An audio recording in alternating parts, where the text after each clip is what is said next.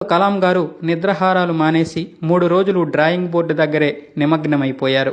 సోమవారం రోజు హఠాత్తుగా ప్రొఫెసర్ శ్రీనివాసన్ టెన్నిస్ ఆట నుండి నేరుగా కలాం గారి దగ్గరికి వచ్చి డ్రాయింగ్ చూసి కలాం గారిని హత్తుకుని వెన్ను తట్టారు.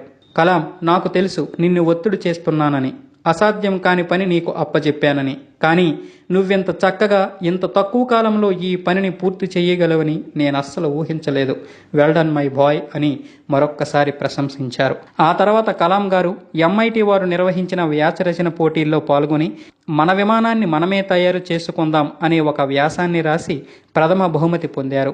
ఆ తర్వాత ప్రొఫెసర్ స్పాండర్ వీడ్కోలు సభ ఏర్పాటు చేసినప్పుడు అతనితో గ్రూప్ ఫోటో కోసం కలాం గారు వెనుక 3వ వరుసలో నిల్చున్నారు. కానీ ప్రొఫెసర్ స్పాండర్ కలాం గారిని పిలిచి తన పక్కనే కూర్చోబెట్టుకుని ఫోటో తీయించుకున్నారు. ఆ తర్వాత MIT నుండి బెంగళూరు హిందుస్థాన్ ఏరోనాటిక్స్ లిమిటెడ్లో ట్రైనీగా చేరారు.